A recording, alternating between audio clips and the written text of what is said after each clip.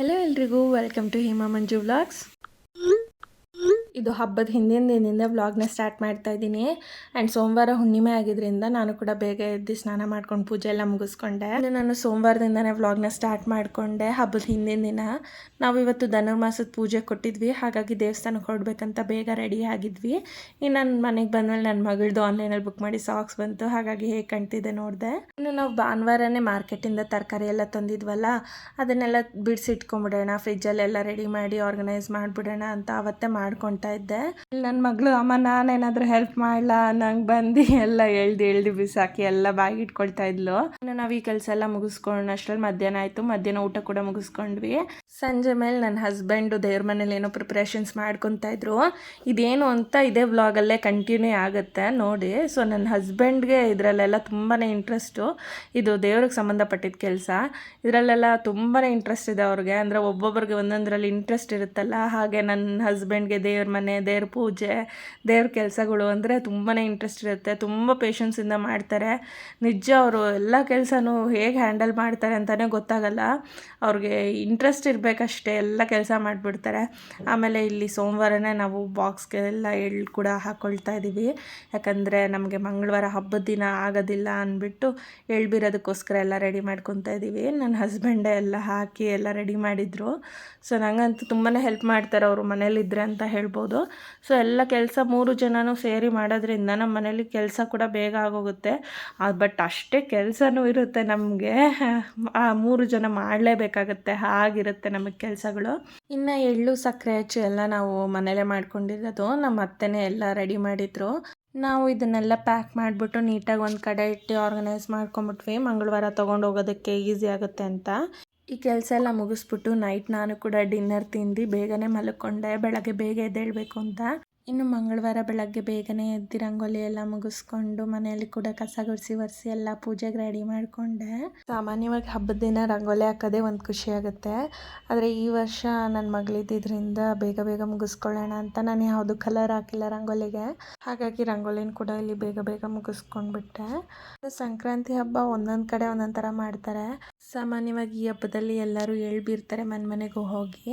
ಹಾಗೆ ದೇವ್ರಿಗೆಲ್ಲ ನೈವೇದ್ಯ ಕೂಡ ಮಾಡಿರ್ತಾರೆ. ಕಡಲೆಕಾಯಿ, ಅವರೆಕಾಯಿ, ಕುಂಬಳಕಾಯಿ, ಹಾಗೆ ಸಿಹಿಗೆಣಸು ಎಲ್ಲ ಕೂಡ ದೇವ್ರಿಗೆ ನೈವೇದ್ಯ ಇಡ್ತಾರೆ. ಇನ್ನು ಸುಮಾರು ಜನ ಪೊಂಗಲ್ ಮಾಡಿ ಆಚರಣೆ ಮಾಡ್ತಾರೆ. ಇನ್ನು ಹಸು ಸಾಕಿರೋರೆಲ್ಲ ಹಸುಗೆ ಪೂಜೆ ಮಾಡಿ ಅದಕ್ಕೆ ಕಿಚ್ಚಾಯಿಸೋದು ಅಂತ ಮಾಡ್ತಾರೆ. ಇನ್ನು ಸಂಕ್ರಾಂತಿಗೆ ನಮ್ಮ ಮನೇಲಿ ಅವರೆಕಾಯಿ, ಕಡಲೆಕಾಯಿ ಎಲ್ಲ ಬೇಯಿಸ್ತೀವಿ, ಗೆಣಸು ಎಲ್ಲ ಕೂಡ. ಸೊ ಅದಕ್ಕೆ ನಾನಿಲ್ಲಿ ಫಸ್ಟ್ ಅವರೆಕಾಯಿ, ಕಡಲೆಕಾಯಿ ಒಂದು ಕಡೆ ಬೇಯಕ್ಕಿಟ್ಟು, ಇನ್ನು ಗೆಣಸು, ಕುಂಬಳಕಾಯಿ ಕೂಡ ಒಂದು ಕಡೆ ಬೇಯಕ್ಕಿಟ್ಟೆ. ನನ್ನ ಮಗಳಂತೂ ಇವತ್ತು 7 ಗಂಟೆಗೆ ಎದ್ಬಿಟ್ಟಿದ್ದಾಳೆ, ಹಬ್ಬ ಅಲ್ವಾ ಅಂತ ಅಂದ್ಬಿಟ್ಟು ಎದ್ದು ನನ್ನ ಡಿಸ್ಟರ್ಬ್ ಮಾಡ್ತಾ ಇದ್ಲು. ಇನ್ನು ಇಲ್ಲಿ ಖಾರ ಪೊಂಗಲ್, ಸಿಹಿ ಪೊಂಗಲ್ ಕೂಡ ಮಾಡ್ಕೊಂಬಿಡೋಣ ದೇವ್ರ ನೈವೇದ್ಯಕ್ಕೆ ಅಂತ ನಾನು ಅದಕ್ಕೂ ಕೂಡ ರೆಡಿ ಮಾಡ್ಕೊತಾ ಇದ್ದೆ. ಸೊ ಸಪ್ರೇಟಾಗಿ ಖಾರ ಪೊಂಗಲ್ ಮಾಡಿಕೊಂಡೆ, ಹಾಗೆ ಸಿಹಿ ಪೊಂಗಲ್ ಕೂಡ ನಾನು ಸಪ್ರೇಟಾಗಿ ಮಾಡಿಕೊಂಡೆ. ಇನ್ನು ಹಬ್ಬಕ್ಕೆ ಎಲ್ಲ ಕೂಡ ರೆಡಿ ಮಾಡಿಟ್ಬಿಟ್ಟು ದೇವ್ರ ನೈವೇದ್ಯಕ್ಕೂ ಕೂಡ ಎಲ್ಲ ರೆಡಿ ಮಾಡಿಟ್ಟು ಪೂಜೆ ಎಲ್ಲ ಬೇಗ ಮುಗಿಸ್ಕೊಂಡು ನಾನು ನಮ್ಮ ತಾಯಿ ಮನೆಗೆ ಹೋಗೋದಿತ್ತು. ಯಾಕಪ್ಪ ಅಂತಂದರೆ ನಮ್ಮ ತಾಯಿ ಮನೆಯಲ್ಲಿ ನಾವು ನಮ್ಮ ಅಜ್ಜಿ ತಾತಂಗೆ ಬಟ್ಟೆ ಇಡ್ತಿದ್ವಿ. ನಾವು ದೊಡ್ಡವ್ರಿಗೆ ಬಟ್ಟೆ ಇಡ್ತೀವಿ ನಾವು ಈ ಟೈಮಲ್ಲಿ. ನಮ್ಮ ತಾಯಿ ಮನೆ ಪದ್ಧತಿ ಬೇರೆ, ಹಾಗಾಗಿ ನಾನು ಅಲ್ಲಿಗೆ ಕೂಡ ಹೋಗಬೇಕಾಗಿತ್ತು. ಹಾಗಾಗಿ ದೇವ್ರ ನೈವೇದ್ಯ ಎಲ್ಲ ಮಾಡಿಬಿಟ್ಟು ನಮ್ಮ ಮನೇಲಿ ಪೂಜೆ ಎಲ್ಲ ಮುಗಿಸ್ಕೊಂಡೆ. ಇನ್ನು ನನ್ನ ಹಸ್ಬೆಂಡ್ ಅಲಂಕಾರ ಅಂತೂ ತುಂಬ ಚೆನ್ನಾಗಿ ಮಾಡಿದರು. ಈ ಕಂಪ್ಲೀಟ್ ನೀವೇನು ನೋಡ್ತಿದ್ದೀರ ದೇವ್ರ ಮನೆ ಪೂಜೆ ಕಂಪ್ಲೀಟ್ ಅವರೇ ಮಾಡಿದ್ದು.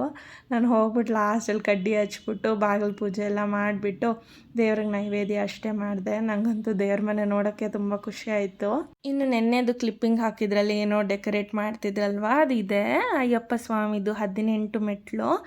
ಸೊ ಅವರಿಗೆ ತುಂಬಾ ಆಸೆ ಇತ್ತು, ಹಾಗಾಗಿ ವುಡ್ಡಲ್ಲಿ ಮಾಡಿಸ್ಕೊಂಬಂದು ಅವರೇ ಗೋಲ್ಡ್ ಶೀಟ್ ಹಾಕಿ ಡೆಕೋರೇಟ್ ಮಾಡಿದ್ರು.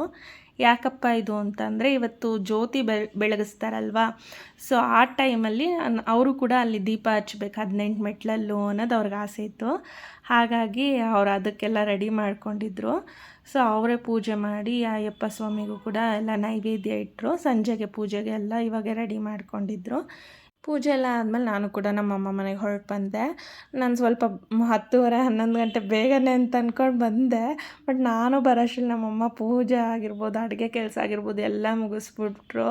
ಸೊ ಇಲ್ಲಿ ನೋಡ್ಬೋದು ನೀವು, ಅವರು 3 ಥರ ಪಲ್ಯ, 2 ಥರ ವಡೆ, 2 ಥರ ಸಿಹಿ ತಿಂಡಿ, ಅನ್ನ, ಸಾಂಬಾರು ಎಲ್ಲ ಕೂಡ ರೆಡಿ ಮಾಡಿದರು 10:30 ಅಷ್ಟರಲ್ಲೇ. ಇನ್ನು ನನ್ನ ತಂಗಿ ಕೂಡ ಲೀವ್ ಹಾಕ್ಕೊಂಡಿದ್ಲು, ಅವಳಿಗೂ ರಜೆ ಇದ್ದಿದ್ದರಿಂದ ಅವಳು ಸ್ವಲ್ಪ ಹೆಲ್ಪ್ ಮಾಡಿದ್ಲು.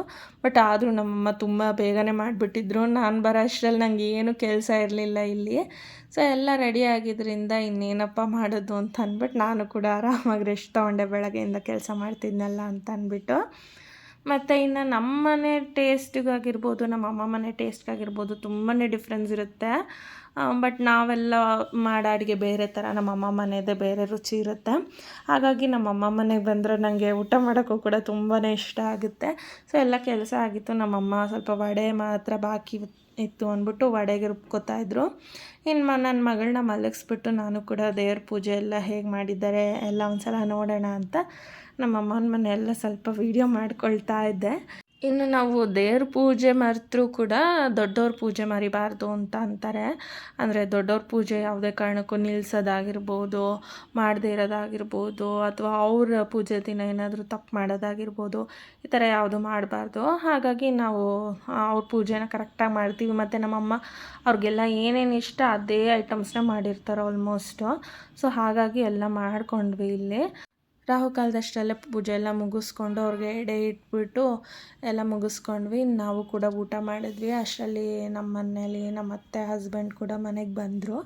ಸೊ ಎಲ್ಲ ಮುಗಿಸ್ಕೊಂಡು ಅಲ್ಲೇ ಊಟ ಎಲ್ಲ ಮುಗಿಸ್ಕೊಂಡ್ವಿ. ಇನ್ನು ಎಳ್ಬೀರಕ್ಕೆ ಟೈಮ್ ಆಯಿತು ಅಂತ ನಾನು ನನ್ನ ಮಗಳು ಅಲ್ಲೇ ರೆಡಿ ಆದ್ವಿ.